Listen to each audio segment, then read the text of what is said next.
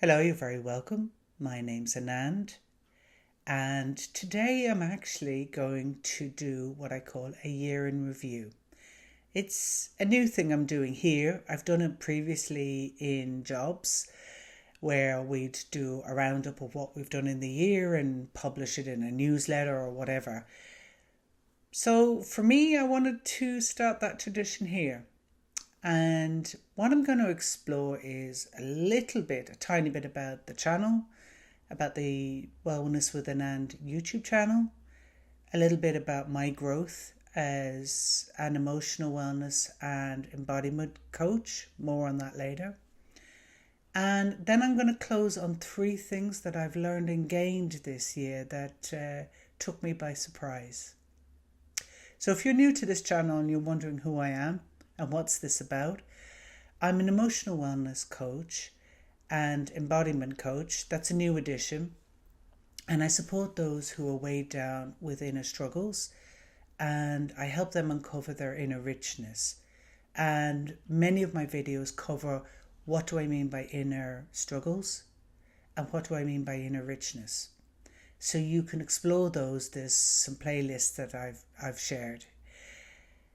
So for today, I'm kind of closing with 50 subscribers, and I'm really grateful for every one of you that have subscribed and that follow this channel and check out my content. It means a lot to me.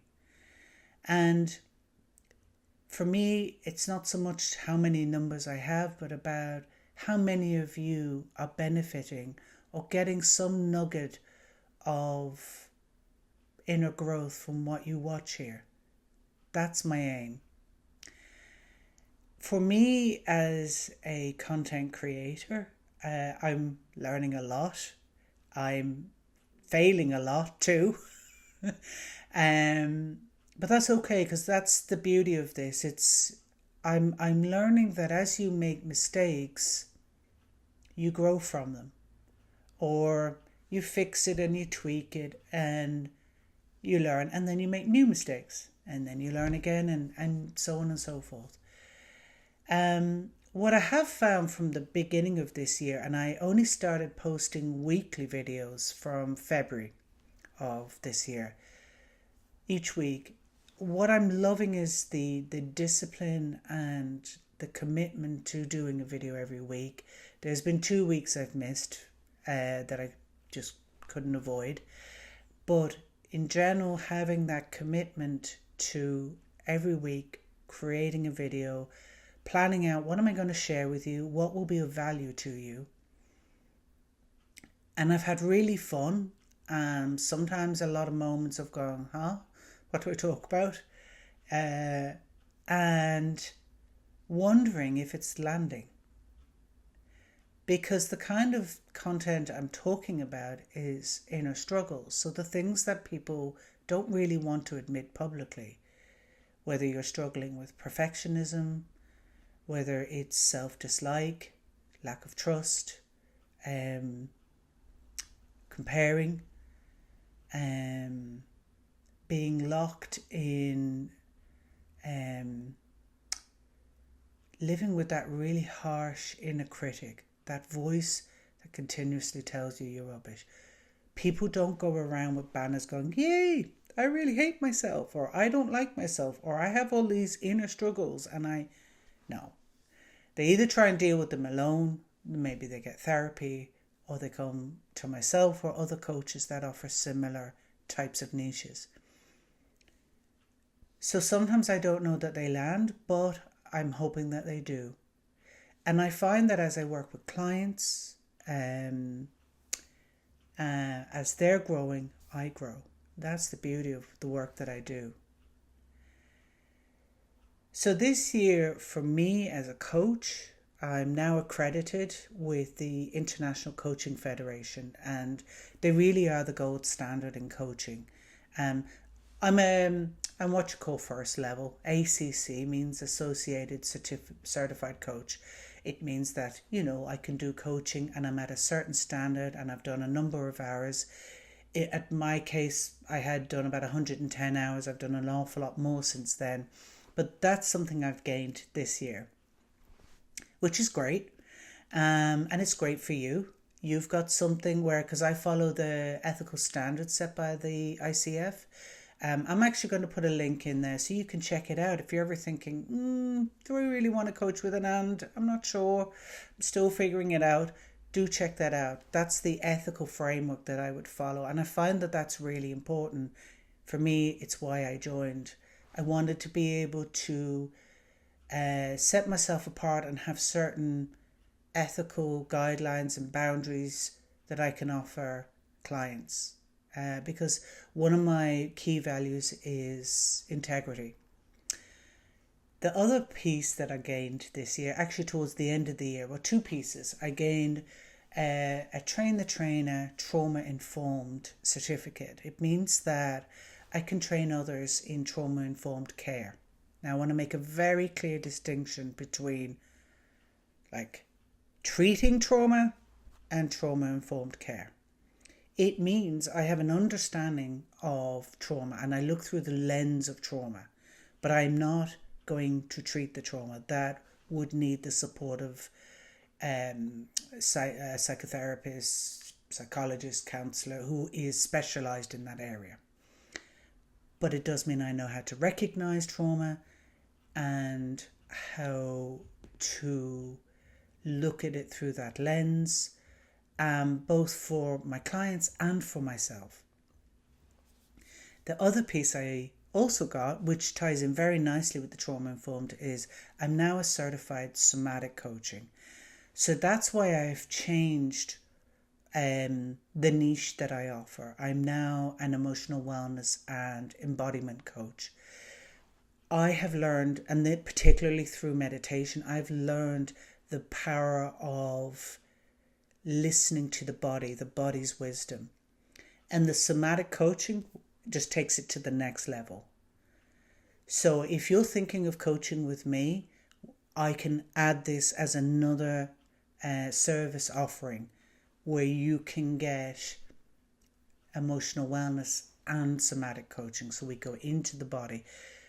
But it's an invitation. It's not something you have to do, but it's something I offer and highly recommend, because a huge amount of information comes from the body. Our bodies talk to us all the time, but we mainly operate from the neck up, from the head.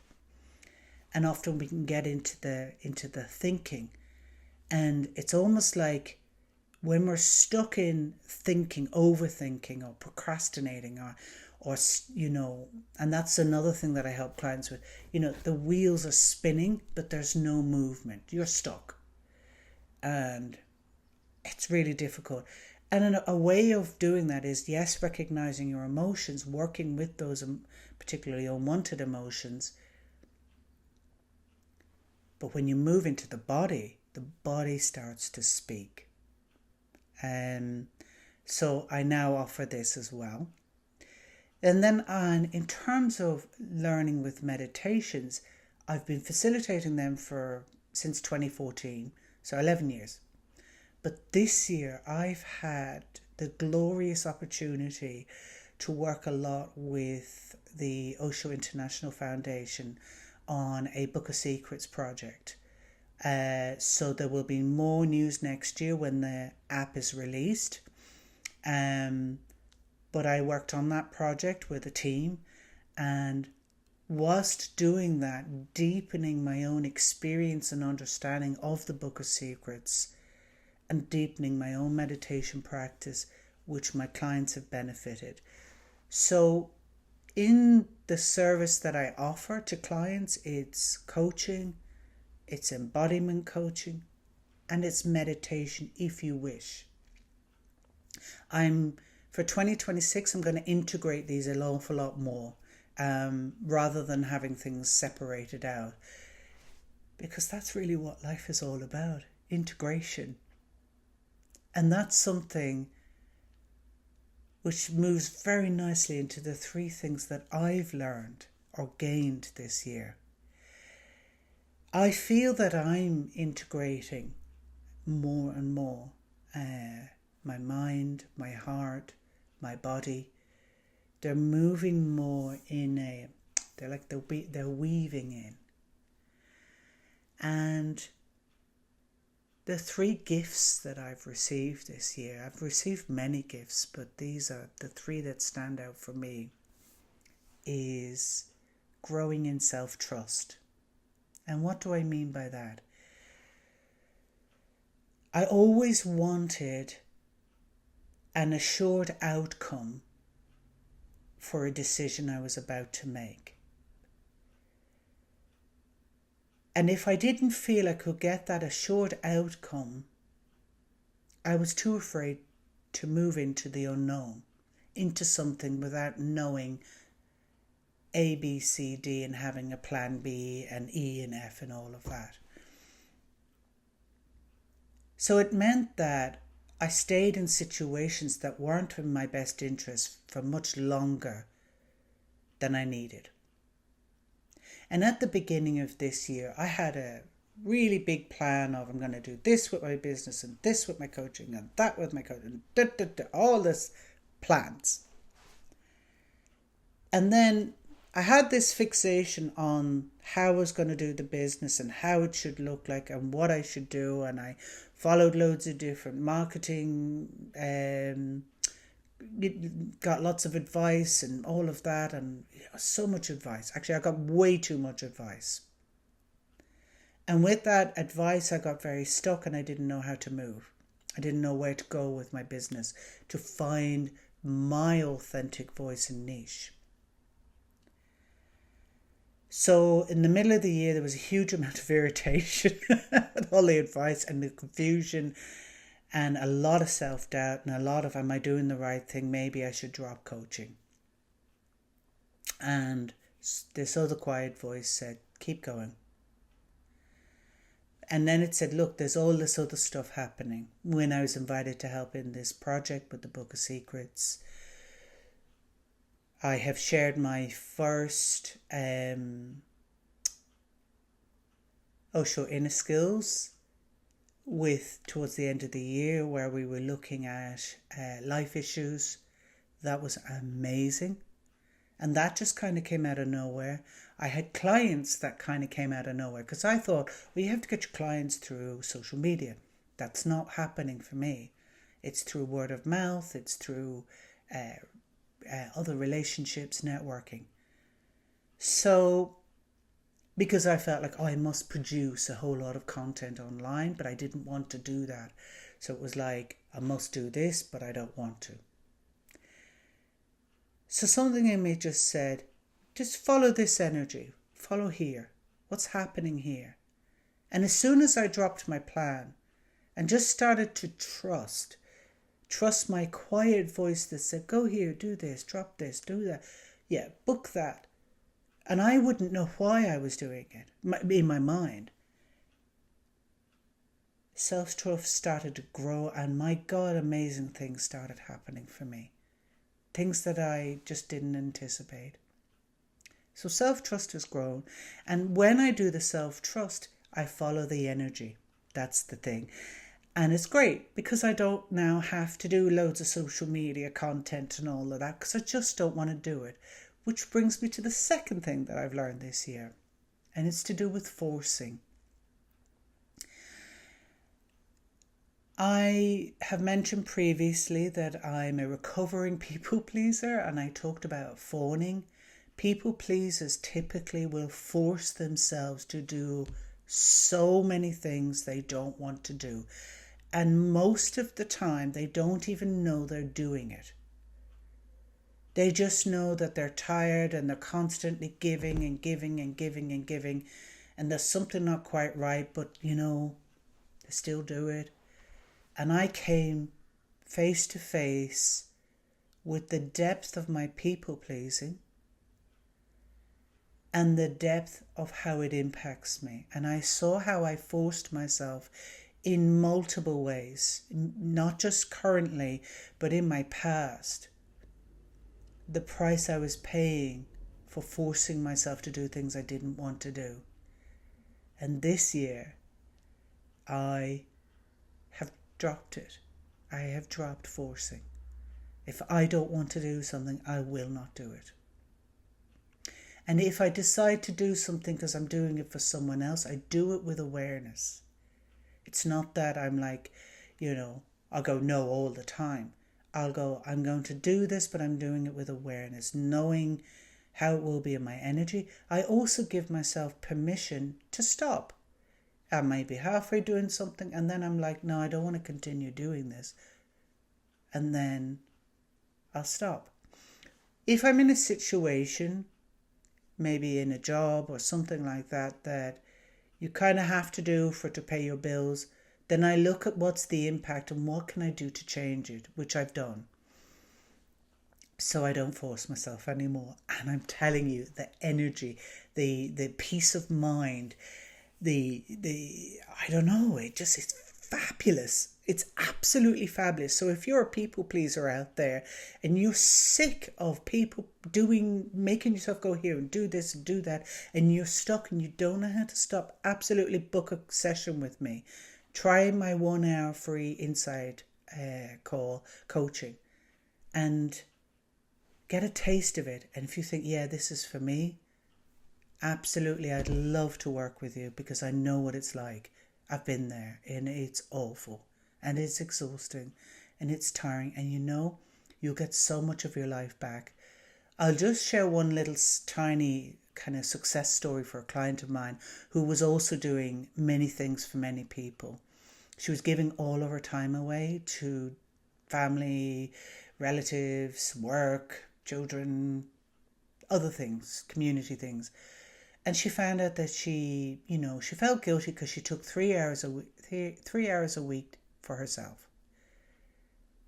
And I went, there's 168 hours in the week, so you have 3 hours for yourself. Is that enough for you? And when she looked at it like that, she was like, no, absolutely not. I want more time for myself. So for her, instantly her guilt dropped. And then she was able to look at, in her life, what could she drop, change. And by the end of the year, she has a lot more time for herself and a lot more peace of mind. So the final piece for me, and I got this from Osho when I was doing my work on the Book of Secrets and some other Osho work, was accepting my limits. And this can sound a strange one when you hear from a coach, accepting limits, because, you're meant to push through and go for it and all of that. That is not true. Everyone has limits. Everyone has limits. And you should, if you wish, if you wish to respect your limits, then you have to be able to accept them. Because when you accept your limits, and this actually ties in very nicely with not forcing yourself or not forcing myself. When I went, okay, I'm very tired here, I need to stop. I want to stop. That's my limit. When I was learning to drive, and I have spatial awareness issues, and it took me so much longer to learn how to drive, I accepted my limits. And as soon as I accepted it, there was an inner forgiveness and an inner compassion and kindness that allowed me to go, so what? It's going to take me 1,000 hours longer than the next person. Who cares? I still get to drive. And now I've been driving about 3 years now. And I love driving. And I'm a good driver. Another limit. This morning, I was dancing away, good-o. And I could feel very quickly in my body, I'm overexerting myself. And I loved the song that I was listening to. I just sat down and listened to the song. And within that, I could really enjoy both the tiredness or the exertion and the music. And accepting my limit meant I could enjoy the music in a different way. I didn't have to push through and dance.